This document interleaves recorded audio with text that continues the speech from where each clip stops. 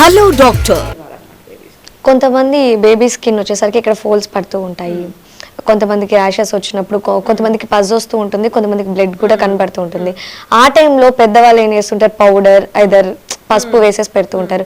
అది అంటే యాంటీబయాటిక్ గా పనిచేయవచ్చు, కానీ పిల్లల మీద ఎలాంటి యాక్చువల్ గా ఏంది అంటే చాలా మంది అలా రెడ్ అవ్వగానే ఫస్ట్ థింగ్ పౌడర్ వేసేస్తారు. సో దానికంటే మోస్ట్ ఇంపార్టెంట్ అక్కడ మనం పూసుకోవాల్సిన లోషన్స్ కానీ ఆయింట్మెంట్స్ కానీ ఉంటాయన్నమాట. అసలు సో మనకి పౌడర్ అనేది ఇంకా ఎక్కువ హార్మ్ చేస్తుంది. అంటే ఇప్పుడు ఆల్రెడీ అక్కడ స్కిన్ అనేది డ్యామేజ్ అయి ఉంటుంది, అప్పుడప్పుడు బ్లడ్ కూడా వస్తుంటది. ఎప్పుడైతే బ్లడ్ వస్తుంది అంటే అక్కడ మనకి ప్రొటెక్షన్ ఏ ఉండదు అనమాట. మనం వేసిన పౌడర్ లో ఉన్న కెమికల్స్ అవన్నీ ఏంటంటే లోపలికి మన బాడీలోకి వెళ్ళిపోతూ ఉంటాయన్నమాట.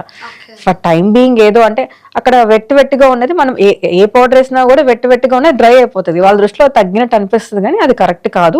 అంటే దానికి ట్రీట్మెంట్ ఏంటి అంటే సివియారిటీని బట్టి, అంటే దానికి ఏమైనా ఆయింట్మెంట్ వాడుకోవాలన్నా, ఆయింట్మెంట్ లో కూడా రకాలు ఉంటాయన్నమాట.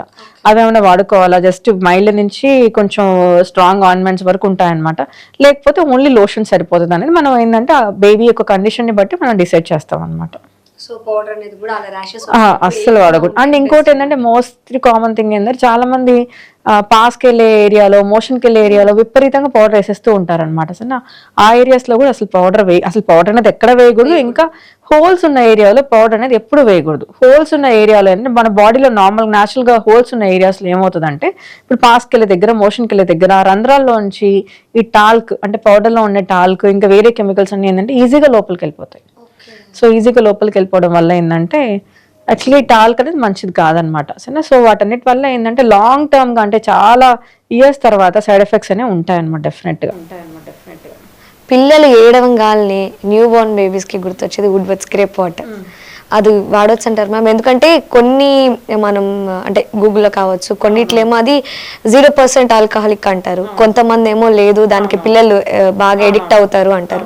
ఇది ఎంతవరకు నిజం అంటారు, వాడొచ్చా వాడకూడదు అనేది? అస్సలు వాడకూడదు. అంటే యాక్చువల్గా ఏంటంటే ఇంతకుముందు గ్రైప్ వాటర్ లో ఆల్కహాల్ ఉండేది, అంటే అవేర్నెస్ ఎక్కువ. ఆల్కహాల్ అంటే తెలుసు కదా, సో ఆల్కహాల్ తాగిన ప్రతి ఒక్కరు నిద్రపోతారు.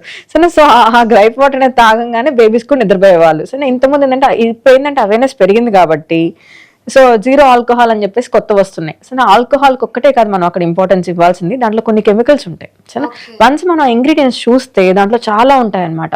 దాంట్లో చాలా ఏంటంటే మనం బేబీస్ కి వాడకూడదు అనమాట అసలు అవి. సరే సో అందుకని మనం అసలు గ్రైప్ వాటర్ అనేది ఇవ్వకూడదు.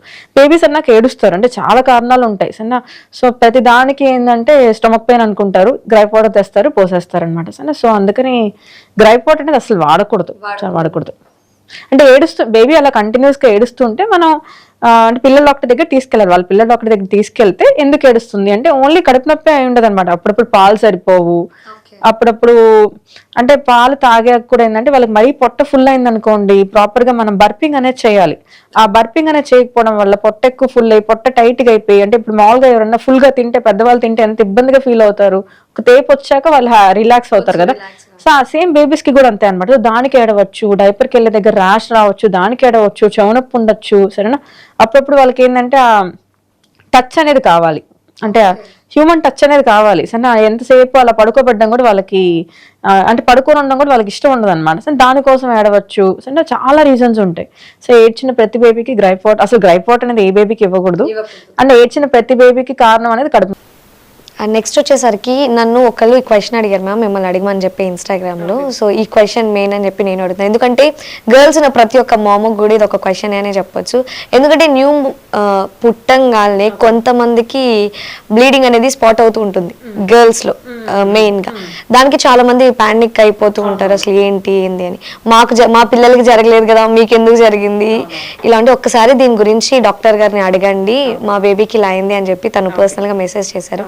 యాక్చువల్ గా అది నార్మల్ ఫిజియోలాజికల్ ఫినామినన్ అనమాట. ఫిజియోలాజికల్ అంటే నార్మల్ గా జరిగేదే అనమాట. యాక్చువల్ గా ఏమవుతుంది అంటే ఇప్పుడు బేబీ అనేది 9 months మదర్ కడుపులో ఉండడం వల్ల ఏంటంటే మదర్ కి ప్రెగ్నెన్సీ టైంలో హార్మోన్స్ అనేవి ఎక్కువ ఉంటాయి అనమాట. సరేనా, సో హార్మోన్స్ ఎఫెక్ట్ అనేవి ఫీమేల్ బేబీస్ మీద కూడా పడుతుంది. పడడం వల్ల ఏమవుతుందంటే సడన్ గా ఇప్పుడు 9 months అవ్వగానే బేబీ బయటకు వచ్చేస్తుంది.